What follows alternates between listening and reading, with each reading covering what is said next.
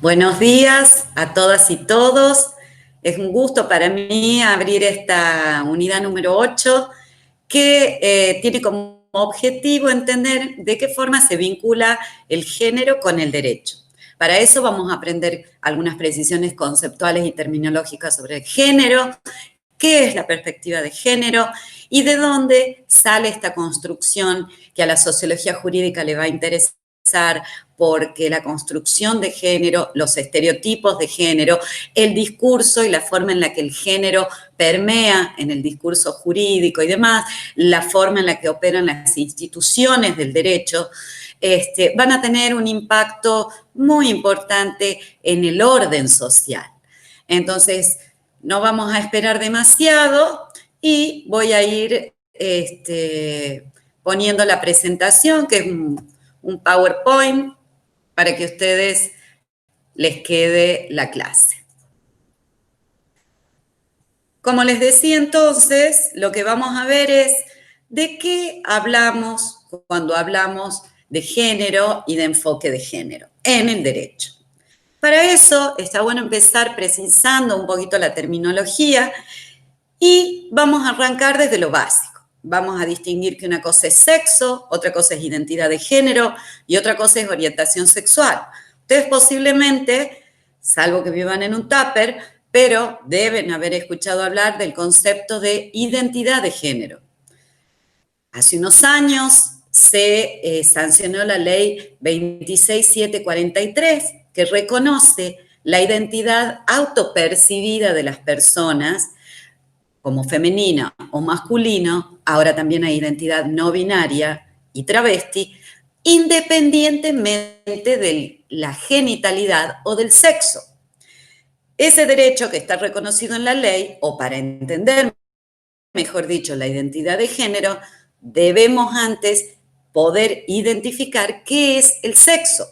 El sexo refiere entonces a las diferencias biológicas, anatómicas. Cuando hablamos de sexo, hablamos de masculino y femenino en términos de genitalidad, en términos cromosómicos, en términos biológicos.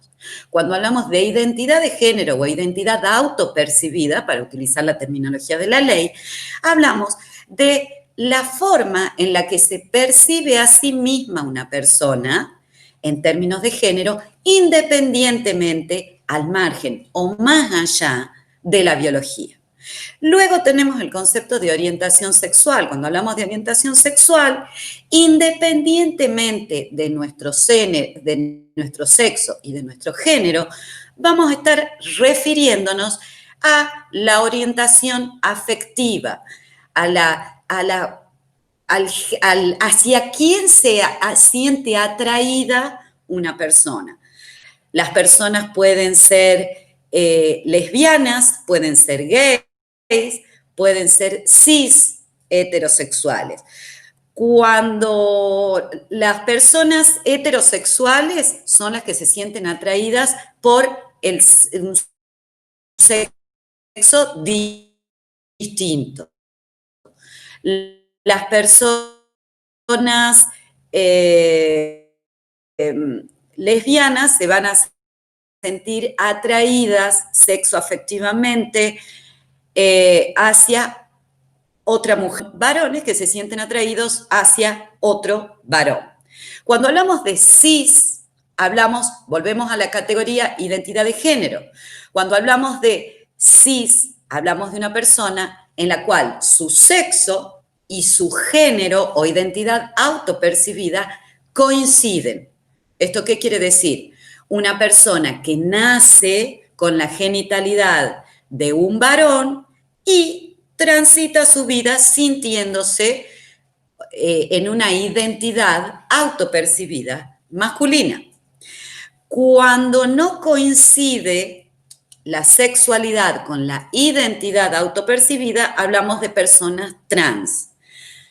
Dentro de personas trans, nosotros tenemos que ubicar a las personas travestis, transexuales, e incluso a las personas no binarias. Puede haber personas que no se sientan encuadradas en ninguna de las categorías, ni femeninas ni masculinas. Esa es otra de las identidades que se ha registrado últimamente. Entonces, un gran punto de partida para entender de qué hablamos cuando hablamos de enfoque de género es identificar esta terminología. Una cosa es sexo, otra cosa es identidad de género, otra cosa distinta es orientación sexual. De la misma forma que otra cosa diferente es la asignación sexual. La asignación sexual es el sexo que se le asigna socialmente a una persona al momento de nacimiento, que en general coinciden con el sexo biológico. Piensen ustedes cuando van a visitar a alguien que ha tenido un bebé y van al hospital o van al sanatorio y es usual encontrar en la puerta algún tipo de dibujo o de alegoría o de presente o de regalo que se identifique si ha nacido un varón, que se identifica con lo que socialmente atribuimos a lo masculino. En general se cuelga algo de color celeste, digo, luego vamos a ver los estereotipos, pero la asignación sexual es eso, en general es la asignación social de sexo a una persona al momento de su nacimiento. Y en general coincide con el sexo biológico. ¿Por qué digo en general? Porque también hay personas intersex. ¿Esto qué quiere decir? Que nacen con genitalidad masculina y femenina de forma simultánea. En estos casos, hasta hace no mucho tiempo, lamentablemente, las personas intersex eran sometidas a una serie de cirugías que se conocían como de reasignación sexual o de adecuación sexual y se le daba preponderancia, o sea, la asignación sexual que se le daba a un bebé o a una bebé intersex al momento del nacimiento era aquella que visibilizaba de forma más preponderante su genitalidad. Y a lo largo de su vida sufrían, digo sufría porque ese es el testimonio que dan las personas intersex, sufrían una serie de operaciones para adecuar su género y su propio organismo a aquella primera asignación sexual que se le había dado al nacer. En estos casos es mucho más fácil de entender el tema de la asignación sexual. ¿Por qué? Porque no hay una coincidencia 100% con el sexo biológico. Y luego llegamos a la definición de género. Para nosotros entender la definición de género tenemos distintos tipos de definición. Lo que sí tienen que ustedes entender es que una de las características primordiales de los estudios de género y permea esa característica a los estudios de género dentro del derecho es la interdisciplinariedad. El enfoque interdisciplinario también es importante en el estudio del derecho o en la teorización y en el análisis del derecho, de lo jurídico y de las instituciones que les da el derecho a la sociedad. ¿Por qué les hago esta aclaración? El derecho suele razonarse como una rama del conocimiento que si bien pertenece a las ciencias sociales, pero que tiene cierta autonomía. Ahora, puede tener cierta autonomía para algunos análisis, pero cuando nosotros incorporamos el enfoque de género, el derecho se va a volver un poquito menos elitista. ¿Por qué? Porque se ve obligado a interactuar y a entretejerse con otros saberes. Por eso es que arrancamos nomás con distintas definiciones de género según distintas ramas del conocimiento. Si nosotros nos vamos a la rama de la antropología, por ejemplo, tenemos la definición que da Gail Rubin o la que da Marta Lamas, que son muy significativas. Por un lado, Marta Lamas, que va a ver la definición que a mí más me gusta o me es más fácil apreciarla. Y Marta Lamas, ¿de qué va a hablar cuando habla de género? De la construcción simbólica de la diferencia sexual a partir de las diferencias biológicas. O lo que es lo mismo, de cómo a partir de las diferencias biológicas se construye la desigualdad. Ahí es donde vamos a identificar el género y vamos a ver cómo en esa construcción cultural entran a jugar todas las los estereotipos o todo el bagaje que se va adosando a lo femenino y a lo masculino a lo largo de la historia y también según cada comunidad. Luego tenemos Gayle Rubin, que es la primera definición que se da en términos del término género, o la primera que se identifica como una definición de este término. Gayle Rubin también viene de la antropología y ella va a hablar puntualmente del género como un sistema que ordena la sociedad. Ella va a hablar de un conjunto de disposiciones por el que una sociedad transforma la sexualidad biológica en productos de la actividad cultural, que a su vez como que retroalimentan esos productos y satisfacen las necesidades humanas transformadas. Por eso es que ella habla de un sistema sexogénero. Ella, si se quiere, lo pone en un término más sociológico. ¿Por qué? Porque no se va a quedar solamente en la construcción cultural de la desigualdad a partir de la desigualdad social a partir de la diferencia biológica, como hace Marta Lamas, sino que va a ir un poquito más allá y va a hablar ya de un sistema sexogénero que ordena la sociedad. ¿Que la ordena cómo? La ordena jerárquicamente. Pero fíjense ustedes cómo ella hace hincapié en que ese conjunto de disposiciones que conforman el sistema sexogénero es transformador de la sexualidad biológica en productos de la actividad humana, ¿no?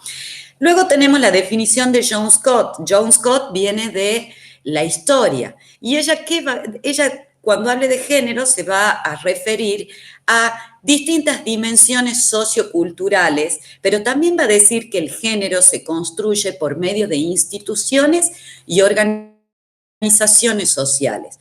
Ella se va a referir al mercado de trabajo, a la política, a la educación, a la familia, y nosotros, ustedes también, podrían fácilmente identificar el derecho como una de las instituciones u organizaciones sociales que producen género, como refiere Joan Scott. Luego hay otras definiciones que son posteriores, como por ejemplo la de Teresita de Barbieri. Ella va a hablar del género como un ordenador social, en línea de como lo hacía Gayle Rubin, pero ella va a ir un poquito más a fondo y va a hablar de que no es solo un atributo de la... Ella va a hablar específicamente de cómo las instituciones o cómo el género funciona como una tecnología que ordena la sociedad. ¿Y cómo la ordena? La ordena jerárquicamente. Predispone poder para todo aquello que se asocie culturalmente con lo masculino, después vamos a volver sobre ese concepto, y subordina en términos de poder todo lo que se asocie culturalmente con lo femenino. Por eso es que ella habla de un ordenador social. Es como que le da una vuelta de tuerco a ese sistema sexogénero del que hablaba Gayle Rubin. Luego está Judith Butler, que desde la teoría queer, en la década del 2000 en adelante, va a hablar de el género como una performance. Va a hablar, ella si bien coincide con Lamas en que es una construcción cultural, ella le asigna, le da como otra vuelta de tuerca, podríamos decir, y dice que esa construcción cultural es performativa y que en realidad las categorías femenino-masculino no existen, sino que se pueden ir mutando y que van a estar fuertemente incididas por la identificación y la limitación de las representaciones sociales, aún a lo largo de la historia, ¿no? Por eso es que ella habla de una performance, habla de el género como una permanente transformación.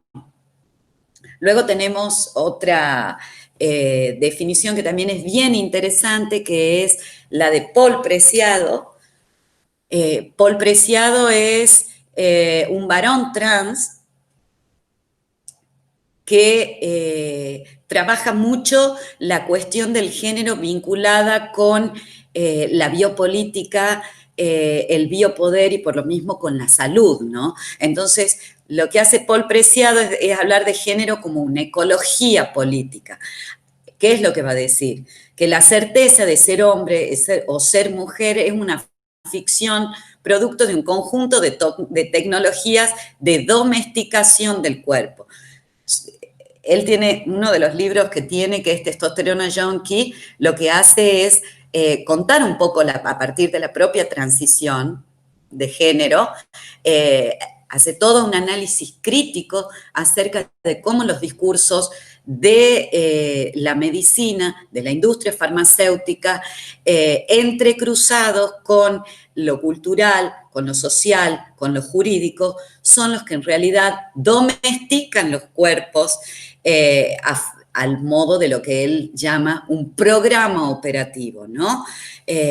Hace incluso una crítica de la necesidad de los cuerpos de encasillar en ciertos estereotipos o en ciertos estándares a modo de programa operativo, ¿no? Y por eso habla de una ecología política donde el género forma parte de otro tipo de limitaciones y de otro tipo de condicionamientos y a la vez es producto de los mismos condicionamientos y de las mismas limitaciones. Es bien interesante.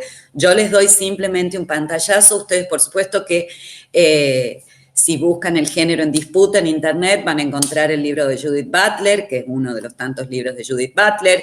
Si buscan Teresita de Barbieri van a encontrar las tecnologías de género. Si buscan algo de Paul Preciado, pueden buscarlo como Paul Preciado o como Beatriz Preciado y van a encontrar Testosterona Junkie, van a encontrar un departamento en Urano. Si buscan Gail Rubin, lo van a encontrar en Debate Feminista, si mal no recuerdo, está el texto de ella. Si buscan Marta Lamas van a encontrar muchísimos textos porque ha escrito mucho sobre cuestiones de género, y si buscan John Scott, lo mismo, pero para que tengan una aproximación. Vamos a ir de lleno a lo nuestro. ¿El derecho tiene género o no tiene género? ¿Por qué es importante esta pregunta? Porque a lo largo de nuestra formación habrá algunos que están en segundo, otros en tercero, otros en cuarto, otros en quinto. Esa es la particularidad que tiene nuestra materia, pero ustedes habrán escuchado hablar siempre de que del derecho como algo neutral, como algo objetivo, como el justo medio, todos apelativos que dan la apariencia de que hablamos de una neutralidad en el derecho, ¿no? Una de las principales críticas que se hace desde los feminismos jurídicos, desde los estudios de género, interdisciplinarios incluso, es criticar esa neutralidad del derecho que está vigente y subsiste aún hoy en muchas formas de la enseñanza del derecho, en muchas visiones del derecho, en muchas formas de administrar justicia como producto o ejercicio de derecho, y que no existe. ¿Qué es lo que se va a señalar desde los estudios de género? No solamente que el derecho es androcéntrico, sino que el derecho como un dispositivo que norma las conductas, un dispositivo que consensúa reglas de juego para la sociedad, pero al mismo tiempo como un conjunto de instituciones, no solo ha sido creado desde el punto de vista masculino, sino que muchísimas veces y a lo largo de la historia ha servido para consolidar la desigualdad de género. Yo les voy a dar algunos ejemplos que a ustedes les va a resultar fácilmente advertible esta falta de neutralidad del derecho y a la misma vez les va a ayudar a incorporar un punto de vista crítico, quizás que les sirva para otras materias. Piensen ustedes, por ejemplo, que hasta el año 1968, que es donde se produce la reforma del Código Civil, la mujer no podía administrar sus propios bienes, ni siquiera aquellos que había ganado con el producido de su trabajo. Fíjense ustedes que cuando hablamos del año 68, no hablamos de 1868, hablamos de hace menos de 50 años, hace 42 años, 50 años. No sé muy bien en qué año estoy, ya es la pandemia me ha hecho como que pierda un poquito la noción del tiempo, pero en el año 68 la reforma. Fíjense ustedes que hasta el año 68 y hasta esa misma reforma, si una mujer se separaba de su marido, perdía automáticamente la custodia de sus hijos, ¿no? Y fíjense cómo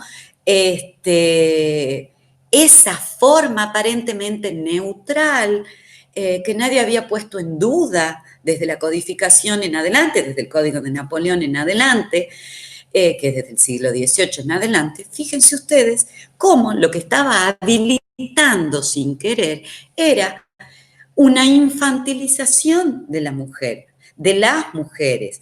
Fíjense cómo esa subordinación que se daba casi con rasgos de naturaleza, porque no estaba capacitada, porque la naturaleza no la había habilitado para tener los dotes racionales suficientes para administrar, por ejemplo, su patrimonio, lo que lograba era darle el mismo tratamiento a las mujeres que a los niños y a las niñas menores de edad. Esa eterna minoría de edad que estuvo validada por el Código Civil hasta 1968 era lo que facilitaba, si ustedes se ponen a ver, dentro del espacio doméstico, dentro del ecosistema familiar, sea que la mujer fuera hija o sea que la mujer fuera esposa, lo que facilitaba era la subordinación al varón que sea quien fuera el pater familia, porque cuando era hija estaba subordinada al poder del padre y cuando era esposa al poder del marido. Otro dato que podemos tomar es el ejemplo de el delito de adulterio, ¿no? Que existió también hasta promediando fines de la década del 80, ¿no? El delito de adulterio funcionaba de modo distinto para varones y para mujeres. El adulterio, para quienes no lo saben, hasta el año 2015 estaba dentro de las causales de divorcio. ¿Por qué les hago esta aclaración? El adulterio, esto es las relaciones extramatrimoniales de algunos de los cónyuges, no solamente eran motivo de divorcio, sino que además eran un delito. Ahora, fíjense ustedes que para que una mujer sea adúltera para el Código Penal, bastaba una sola relación sexual fuera del matrimonio. Para que el varón fuera adúltero y se configure el delito de adulterio para nuestro Código Penal, se necesitaba que tenga una manceba. ¿Qué quiere decir? Una amante, lo que se conocía como amante, o diríamos hoy que le pongo un departamento. Fíjense ustedes ese distinto tratamiento, como lo que evidencia, además de un castigo injusto, es estereotipos de género que van a fomentar la desigualdad entre varones y mujeres. ¿Por qué?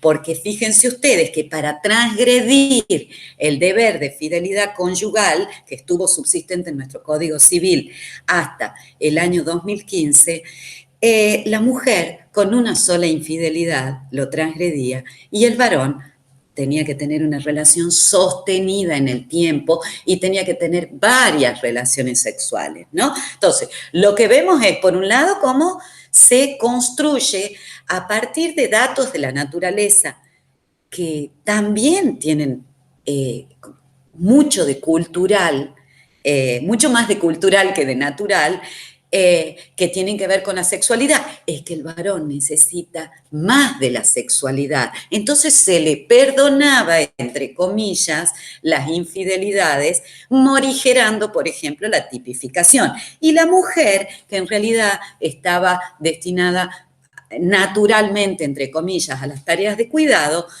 con una vez que se divierta fuera de la casa, no solamente había transgredido los deberes civiles conyugales, sino que además ya había incurrido en un delito penal. Es todos esos análisis que podemos hacer hoy muy fácilmente, fíjense ustedes que formaron durante por lo menos 2 siglos parte de la legislación que tuvimos vigente. Esa legislación estaba vigente en términos civiles desde el Código Napoleón en adelante y en el Código Penal desde 1821 en adelante, o sea, estamos desde 1921, perdón, en adelante, o sea, 1821, perdón, no 1921. Entonces, fíjense ustedes que lo que tenemos, lo que yo les acabo de mostrar son críticas a normas que se presumen neutrales, pero que en realidad nada tienen de neutralidad más que una apariencia. Esa apariencia de neutralidad, lo que en realidad encubre detrás de sí es la consolidación a través del derecho y de sus instituciones de desigualdad de género, pero también de subordinación. Fíjense ustedes que cómo funcionaba el matrimonio, ¿no? Si vamos a pensar en instituciones, fíjense que hasta que se sanciona la ley de matrimonio igualitario, el matrimonio como institución del derecho era una institución solo permitida para un varón y una mujer. No sé si ustedes recuerdan, pero gran parte de las discusiones previas a la sanción de la ley de matrimonio igualitario tenían que ver con un sector conservador. Cuando digo conservador no hago referencia a religión, sino que busca conservar un status quo y que no se modifique para ampliar derechos, que reclamaba no solamente que el matrimonio era una institución que no podía modificarse y debía perpetuarse o su subsistencia debía continuar solo para parejas heterosexuales, sino que lo que proponían quienes estaban en un lugar un poquito más morigerado era créense otra institución, esta no. Fíjense ustedes cómo una norma que puede parecer aparentemente neutral, como era la del matrimonio, nada tenía de neutral, porque lo que hacía, en definitiva, era encubrir bajo la apariencia de neutralidad y apelando a la fuerza, a la función autolegitimante del derecho, al derecho como discurso de autoridad, a la única relación sexoafectivamente posible para la ley era entre personas heterosexuales. Se modificó la ley y resulta que comenzaron a caber dentro de la legalidad de las relaciones sexoafectivas que ofrece el derecho un montón de otras relaciones, no necesariamente heterosexuales, un montón de otras parejas, un montón de otros planes de vida y un montón de otras familias. Entonces, fíjense ustedes cómo bajo esa apariencia de neutralidad, lo que se encubría en realidad era la heteronorma como regla social. Otra de las críticas feministas o de las críticas que hace el enfoque de género al derecho es la necesidad de que el análisis legal, de la necesidad de un análisis legal feminista. Cuando hablamos de un análisis legal feminista, ustedes tienen que remitirse al análisis crítico, como lo habla Jaramillo Sierra. ¿Qué quiere decir? Las personas son seres sociales. Entonces, tampoco cuando hablamos de derecho ni de normas podemos hablar de forma abstracta. Entonces, cuando hablamos de normas tenemos que pensarlas en un contexto.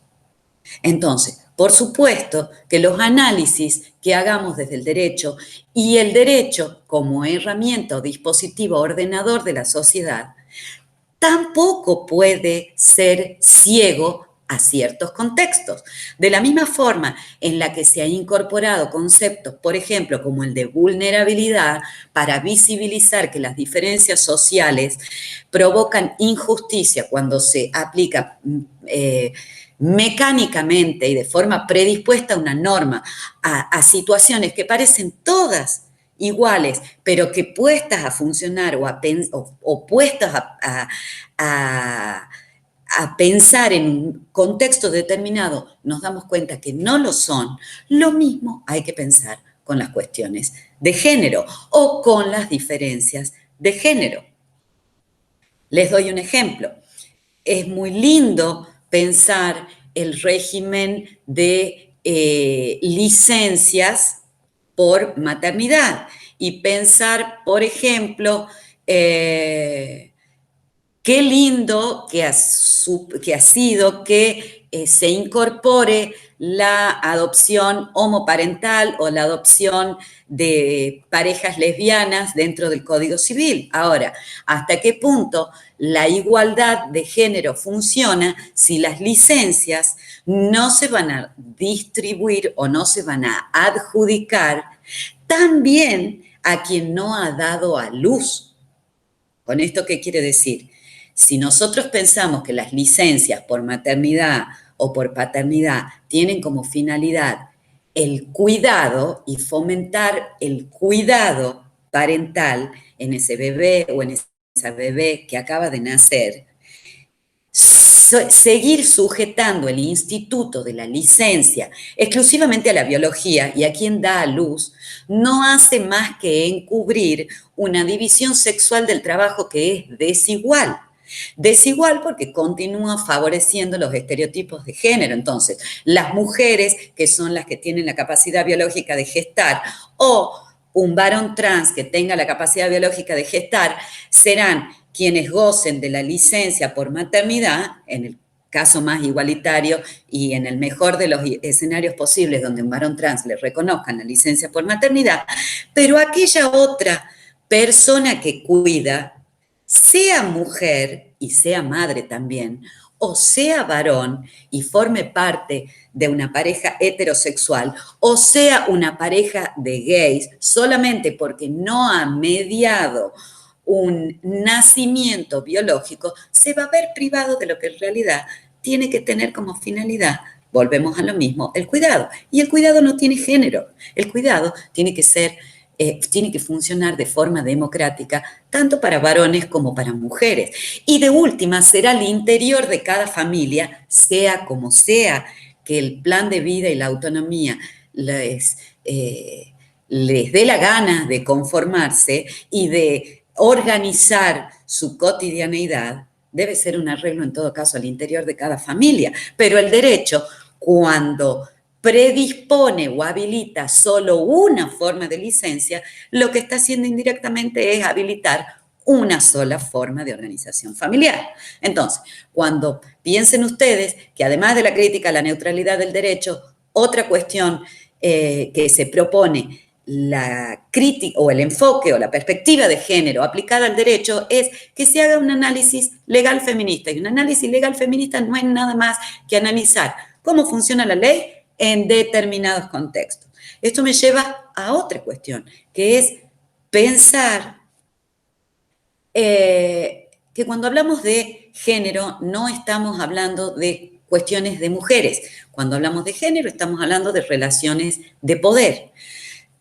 Estamos hablando de relaciones de poder y la forma en la que interactúan y se ordena socialmente una determinada comunidad, las reglas que se da a sí misma.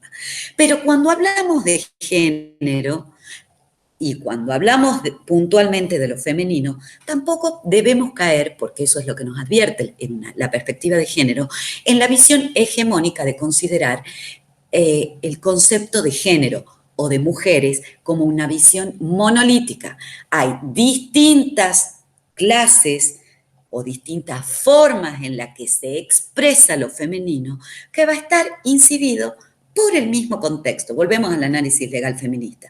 No es lo mismo ser mujer que ser mujer y lesbiana.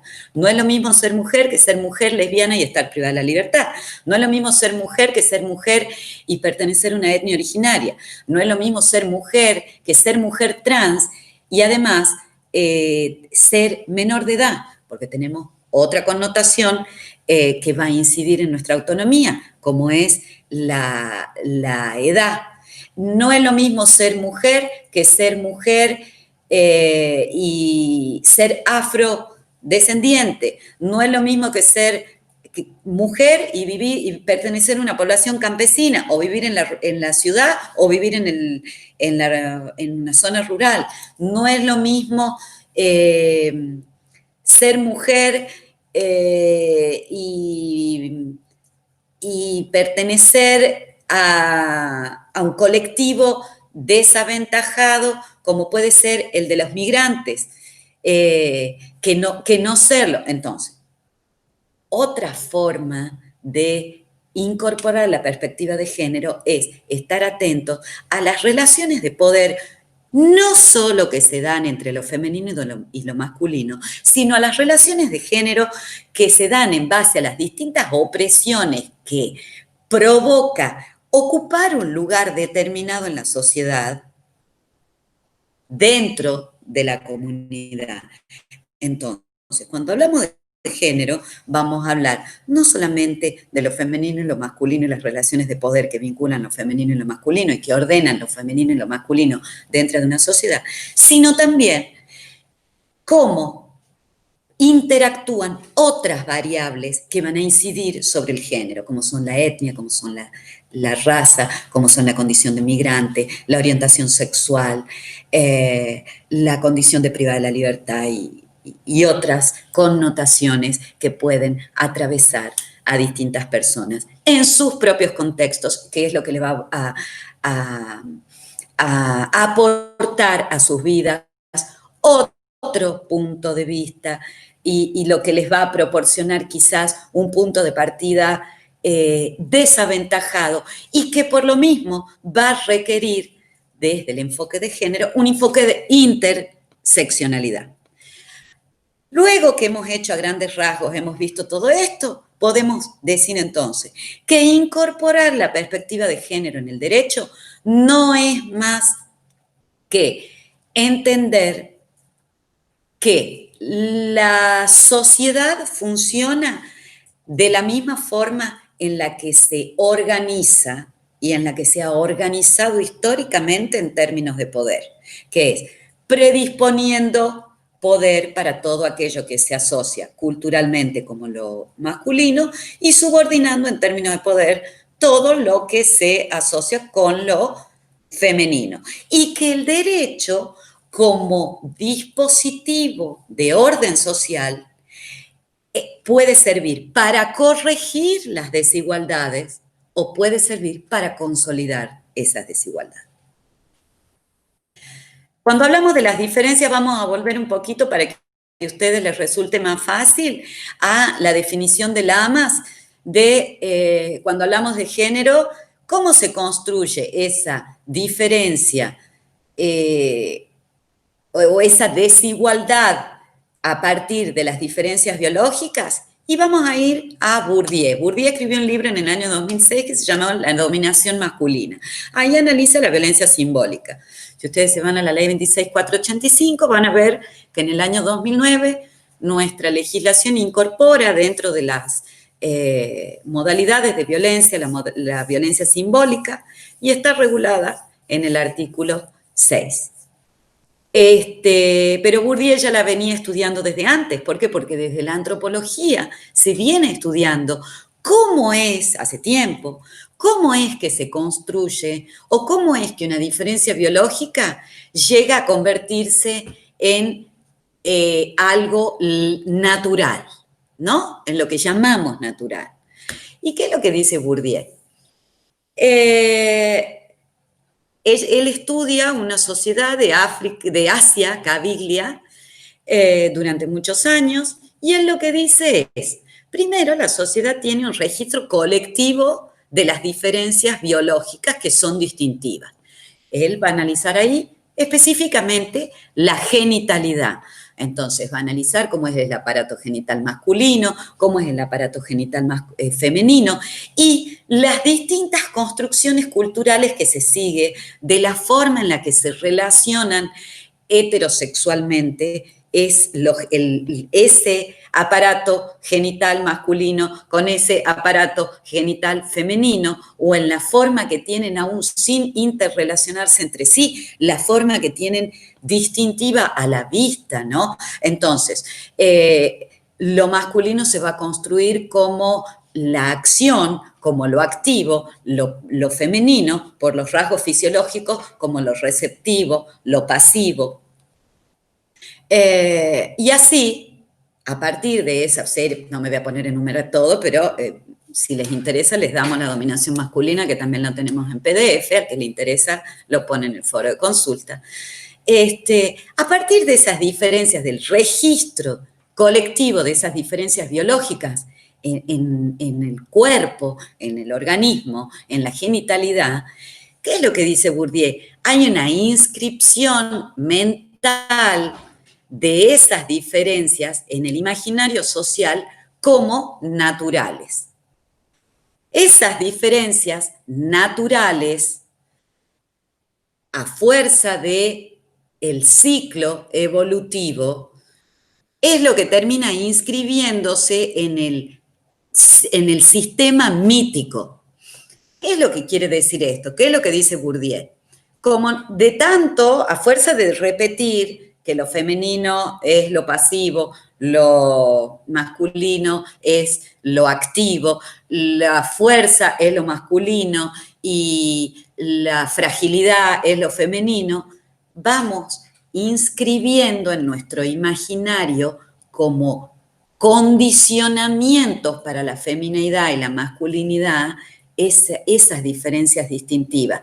Y a vuelta de ciclos evolutivos, esa inscripción mental, que es una operación cultural, se termina naturalizando en ese ciclo evolutivo y termina inscribiéndose en lo que él le llama el sistema mítico. El sistema mítico, que no es más que el orden establecido o reconocido por oficial como para una sociedad.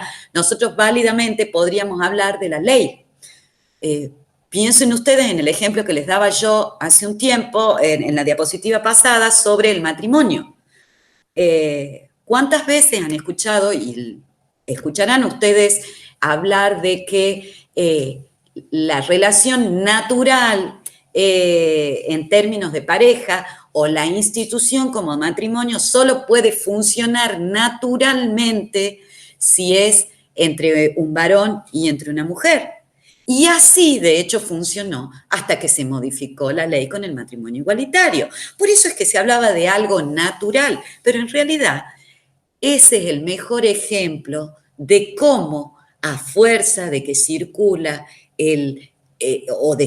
a fuerza de funcionar este ciclo evolutivo de la sociedad, naturalizando aquello que se inscribe en el imaginario social como natural, a propósito de diferencias biológicas, termina recepcionado en una ley, y es lo que nos termina, digamos, cristalizado en una ley o reconocido, entre comillas, en una ley como el orden natural. Pero en realidad vemos que de natural no tiene nada. ¿Por qué? Porque cuando la sociedad se puso a mirar un poquito para atrás y se dio cuenta que existían otros planes de vida tan legítimos a los fines de formar una familia como el matrimonio heterosexual, se modificó la ley y lo que durante muchos años, muchas décadas, más de un siglo había sido lo natural, por arte de magia, dejó de ser lo natural. Ese efecto mágico que tiene la ley es al que se refiere Bourdieu cuando habla del sistema mítico, y es el que ustedes tienen que poner en crisis en todas las materias, porque el enfoque de género lo que hace es mostrar cómo, yo les estoy dando ejemplos por ahí de derechos de familia, pero fíjense ustedes cómo, si ustedes piensan en la propiedad y la forma en la que se ha transmitido, cómo ha funcionado la herencia, cómo heredaba el varón, los derechos que tenía el varón, el hijo varón más grande, los del mayorazgo y demás. Fíjense cómo eran formas que también pisar un lugar de subordinación. En este caso, del ejemplo del matrimonio igualitario, hablamos de naturalizar una sola forma de relación sexoafectiva, pero fíjense si pensamos en la propiedad, naturalizaba la ley la inferioridad de las mujeres para poder administrar su patrimonio o para poder manejar sus propiedades o para poder manejar el dinero, y así van a encontrar muchos ejemplos si ustedes incorporan el enfoque de género, incorporan una mirada crítica hacia todas las instituciones del derecho, ¿no? A partir de ese sistema mítico es que se construye lo que se conoce como binarismo. El enfoque de género, una de las cuestiones que hace es poner en crisis ese binarismo que a fuerza de ese ciclo evolutivo termina construyendo lo femenino y lo masculino a partir de las diferencias biológicas como diferencias sociales naturales, si es que eso no fuera una contradicción en sus propios términos, que es lo que es, pero se construye lo masculino, como lo activo, la fuerza, la razón, la producción, la valentía, y se atribuye esas connotaciones o esas condiciones a lo masculino y por lo mismo a los varones, y lo femenino se construye como lo otro del varón, va a decir Simone de Beauvoir en la tercera ola feminista, ¿no? Ella va a hablar de lo masculino construido como la mismidad y la mujer como todo lo otro de lo masculino. Si el varón es lo masculino, es lo activo, lo femenino va a ser lo pasivo. Si lo masculino es la fuerza, lo femenino va a ser la fragilidad y así. Fíjense ustedes, otra cosa que me interesa que ustedes adviertan es que en este binarismo, cuando nosotros, parece muy generoso el término de lo masculino, pero es bastante más mezquino y mucho menos contenedor y mucho más excluyente de lo que nosotros pensamos. ¿Por qué? Porque lo masculino, el sujeto universal de nuestro derecho, históricamente tampoco fue cualquier varón. El sujeto universal masculino y el sujeto de nuestro derecho fue un varón blanco, de clase media, propietario, instruido, heterosexual, con todas las capacidades y preferentemente religioso. En nuestra sociedad tucumana, si es católico, mejor, aunque ahora están como democratizados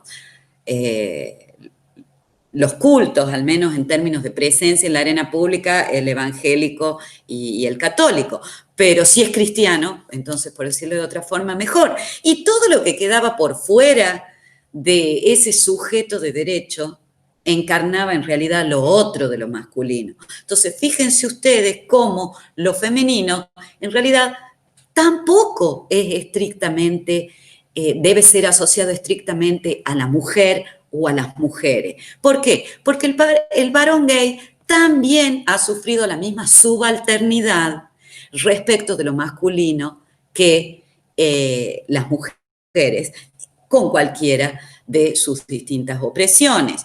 De la misma forma que el varón que pertenezca o que ha pertenecido a una etnia originaria, tampoco con él el derecho ha sido empático, ni ha reconocido las mismas potestades, ni lo ha reconocido como un sujeto en igualdad de condiciones que ese famoso sujeto del derecho que nos dejara el liberalismo, que es el que subsistió hasta hace poco y el que subsiste en ciertos razonamientos jurídicos, lamentablemente. Cuando hablamos de instituciones, piensen ustedes que no solamente hablamos de instituciones estrictamente jurídicas como pueden ser la familia, la filiación, la patria potestad o el cuidado parental, y todas las instituciones que funcionan en el derecho, sino que además hablamos de las instituciones en sociología jurídica, de las instituciones como dispositivos ordenadores de la sociedad. Entonces, lo que nosotros vamos a ver, vamos a pensar en la familia, vamos a pensar en la familia más allá del código. La familia, la escuela, la iglesia, piensen en la salud, piensen en el derecho, todos dispositivos, distintos dispositivos para normalizar cuerpos, para disciplinar vidas, para legalizar planes de vida, distintos dispositivos que a lo largo de la historia han servido para dividir lo que está bien de lo que está mal, lo que es bueno de lo que está malo, o lo que es razonable que la sociedad espere de las personas y lo que no es razonable y por lo mismo queda fuera de los márgenes legales habilitados como ciudadanía, ¿no? Entonces, cuando ustedes piensen en instituciones, no se limiten a las instituciones exclusivamente juridificadas dentro de la codificación. Piensen en otros dispositivos a través de los cuales circula el poder dentro de las comunidades, pero que son funcionales todos a la división público-privado, que es la que va a favorecer el binarismo. La división público-privado, que es un concepto que se denuncia en los feminismos de la tercera ola, es aquella que desde lo cultural, desde lo social y echando mano a los distintos discursos que avalan el binarismo, el discurso de la educación, el discurso de la familia, el discurso de la salud, el discurso del derecho, cómo se va profundizando cada vez más esa división de lo femenino y de lo masculino a forma tal de separar las esferas públicas y privadas. Lo público va a ser lo valorado, lo visible, en lo público va a estar van a estar los sujetos de reconocimiento, en lo público va a existir la razón, en lo público va a circular el poder. En lo privado, por oposición a lo público, va a quedar relegado el espacio doméstico, que es el espacio no valorado, es el espacio invisible, es el espacio no reconocido, es el espacio no de la razón y el poder, sino el espacio del afecto. Entonces, esa división público-privada, que va a ser el preludio de la división sexual del trabajo, en realidad es consecuencia, y si se quiere, causa y consecuencia del binarismo. Entonces, advertir esa división público-privado como producto de una tecnología de género o de una desigualdad de género o de una construcción cultural propensa a la desigualdad de género a partir de las diferencias biológicas, es lo que nos va a permitir advertir que no hay nada de natural en la división público-privado. No hay nada de natural en lo público y en lo doméstico. No hay nada de natural en el binarismo. Lo que hay es una serie de construcciones culturales. Una vez que con el enfoque de género advertimos que no hay nada de natural en la división público-privado ni en el binarismo, lo que advertimos es que si es cultural, podemos deconstruirlo. Entonces ahí es cuando podemos usar el derecho como una herramienta de cambio social y podemos empezar a criticar el derecho y con el derecho remover otras instituciones que sean propicias a profundizar las desigualdades de género, precisamente para deconstruir la desigualdad social, cultural, de género, edificada sobre las diferencias biológicas registradas colectivamente como naturales e inscriptas así en el imaginario social y naturalizadas para finalmente ser tomadas por la ley como mandatos, ¿no? Ahí es donde advertimos que el derecho es masculino, que el derecho puede no serlo, pero que hay muchas instituciones que aún lo son, y que el derecho es una excelente herramienta para desarticular una sociedad binaria, para desarticular la heteronormatividad como regla social, para poner en crisis la sexualidad como pública y la sexualidad como política, para poder evidenciar que el concepto de mujer no alcanza, sino que lo que necesitamos hablar es de mujeres, y que aún así un enfoque de género que se autoabastezca y que no sea excluyente ni esencialista y vuelva a construir la misma exclusión de la que ha intentado todas estas décadas escapar es no caer en la biologización del género. Por eso es que reitero, cuando hablamos de género no hablamos de cuestiones de mujeres, hablamos de relaciones de poder. Cuando hablamos de género no hablamos de relaciones de poder exclusivas entre lo femenino y lo masculino, sino cómo circula el poder también entre los distintos sujetos situados en la sociedad y aún cómo circula el poder dentro de todo lo que asociemos culturalmente con lo femenino y sus distintas opresiones e incluso esas mujeres como mujeres situadas en una sociedad, como mujeres situadas en una historia, como mujeres situadas en una realidad y no colgadas de la soga como el sujeto universal masculino que trata, o el sujeto del derecho que trata de vendérsenos como que estuviera abstracto, no pertenece a una comunidad, es un sujeto, como les digo, colgado de la soga y que puede caber en cualquier molde, y sabemos que eso no es verdad. Entonces, incorporar ustedes conceptos como naturalización, universalización, disciplinamiento, normalización y violencia son dispositivos culturales indispensables para que ustedes puedan razonar desde un enfoque de género cómo opera la diferencia sexual a través del derecho. ¿Cómo va a operar? Naturalizando roles, naturalizando funciones, naturalizando comportamientos esperados y debidos, universalizando comportamientos, universalizando planes de vida, disciplinando y normalizando, cómo a través del castigo, por ejemplo, se castiga aquello que se considera que está mal.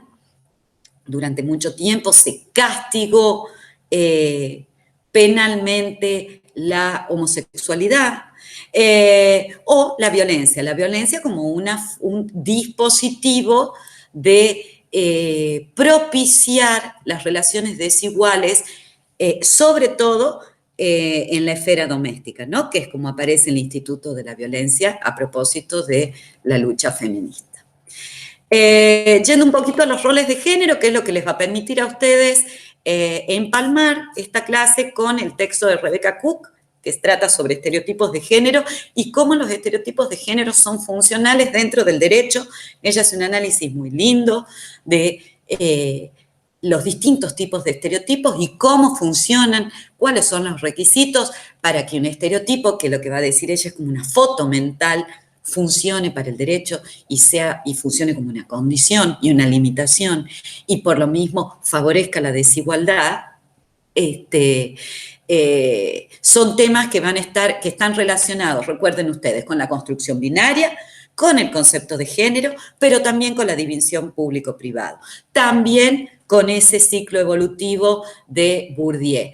Y por lo mismo también va a estar muy interrelacionado con la división sexual del trabajo. Entonces, para terminar, si ustedes tuvieran que definir, o si yo tuviera que definir qué es la perspectiva del género, la perspectiva de género, yo les diría, podemos pensar la perspectiva de género como lo hacen los estudios de género, de forma interdisciplinaria. Esa es una característica de los estudios de género, que razonan de forma interdisciplinaria. Y podemos definirla como el enfoque que posibilita visibilizar las relaciones de poder, que ordenan jerárquicamente la sociedad predisponiendo poder para todo lo que se asocia culturalmente como lo masculino y subordina a ello todo lo que se asocia con lo femenino. Y si nosotros aplicamos la perspectiva de género al derecho, podemos decir que en el derecho, con una mirada también interdisciplinaria, la perspectiva de género va a poner en crisis el principio de igualdad para permitirnos desmantelar el carácter androcéntrico de las instituciones que consolidan el orden sexual jerárquico y develar que el derecho no es neutral, sino que el derecho ha sido históricamente proclive a consolidar las desigualdades de género mucho más que a corregirlas. Pero afortunadamente, desde que se incorporan a nuestra Constitución tratados internacionales como el de la CEDAW, por ejemplo, y desde el año 94, en el que se reforma la Constitución y se incorporan una serie de derechos, de tratados internacionales a lo que se conoce como el bloque constitucional federal, el enfoque de género no es discrecional para el derecho. Entonces, sino que es un enfoque de derechos humanos. Me gustaría acá hacer una pequeña salvedad antes de terminar y hacer especial hincapié en que cuando hablamos de perspectiva de género hablamos de un enfoque de derechos humanos. Hablamos de un enfoque que tiene el rigorismo formal y científico de los estudios de género, que llevan décadas de desarrollo, al igual que los feminismos jurídicos, que vienen, no voy a profundizar sobre eso, pero vienen desde la década del 70 en Estados Unidos. Nosotros tenemos una herencia en términos de feminismos jurídicos, de los feminismos angloparlantes, pero tienen, como verán, una construcción de prácticamente 4 décadas. ¿Por qué les hago esta salvedad? Últimamente estamos escuchando hablar de forma equivalente de perspectiva de género o de enfoque de género y de ideología de género. Son dos cuestiones completamente diferentes. Cuando hablamos de perspectiva de género, hablamos de una obligación estatal que ha asumido valga la redundancia, el Estado cuando ha incorporado dentro de nuestro bloque constitucional federal la Convención para la eliminación de todas las formas de discriminación de las mujeres, que es lo que ustedes van a conocer como CEDAW, que supone ni más ni menos que advertir cómo el principio de igualdad durante muchísimos años ha sido razonado dentro de un derecho para generar desigualdades en vez de igualdades.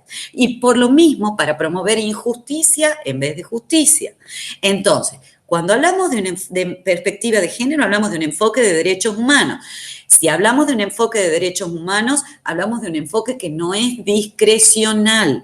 No es que en sociología jurídica se enseña perspectiva de género porque somos más copadas. Es que se enseña perspectiva de género porque la perspectiva de género es un contenido necesario de la currícula de formación de todo abogado o abogada, independientemente de lo que piense sobre la perspectiva de género. Es como que a alguien no le interese el derecho procesal. A alguien le puede interesar el derecho solo para investigar en derecho, pero jamás se va a poder recibir de abogado o de abogada si no sabe derecho procesal. Con la perspectiva de género pasa lo mismo.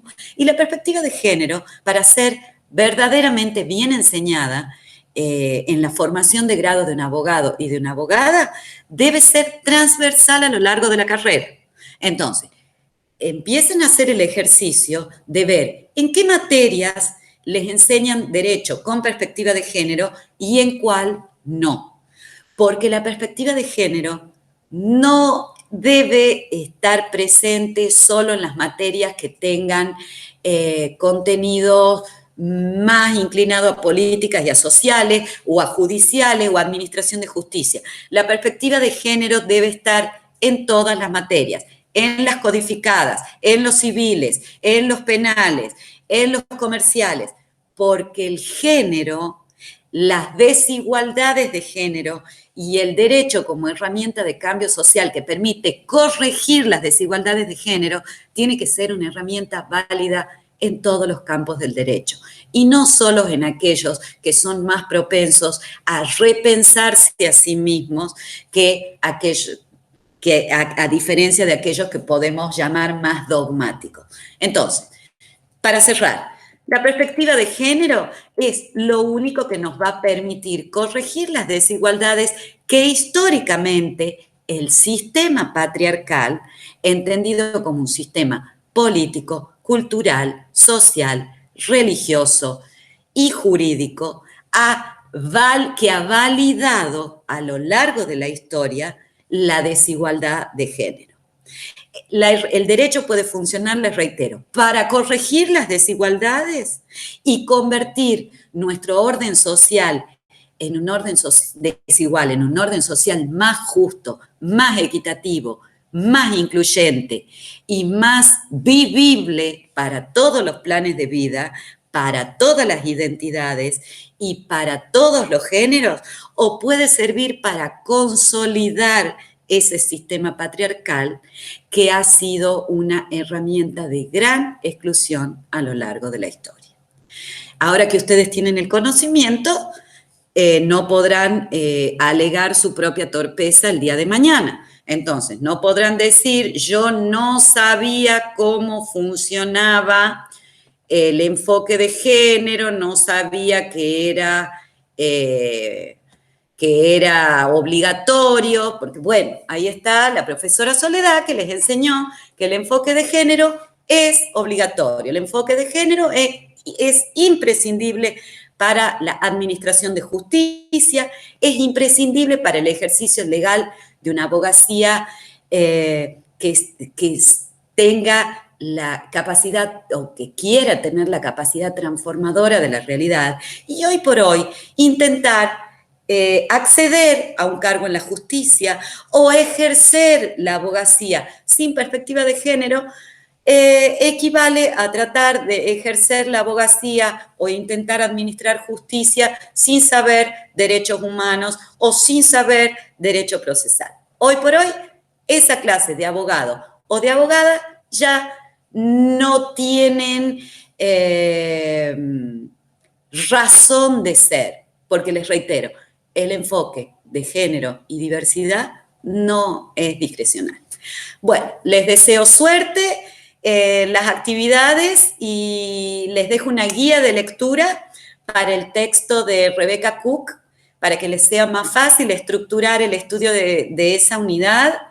Y les voy a dejar un cuestionario, un ejercicio que va a ser un cuestionario para que ustedes profundicen violencia. Vieron que cuando hablábamos, había una diapositiva donde uno de los dispositivos culturales que utiliza el derecho para profundizar la desigualdad de género es la violencia. Bueno, vamos a enfocarnos en esa actividad, en la ley 26.485, que es la ley de protección integral y erradicación de las mujeres y erradicación de las violencias de género y las violencias que sufren las mujeres en todos los ámbitos de sus relaciones interpersonales. Vamos a profundizar un poquito. ¿Por qué?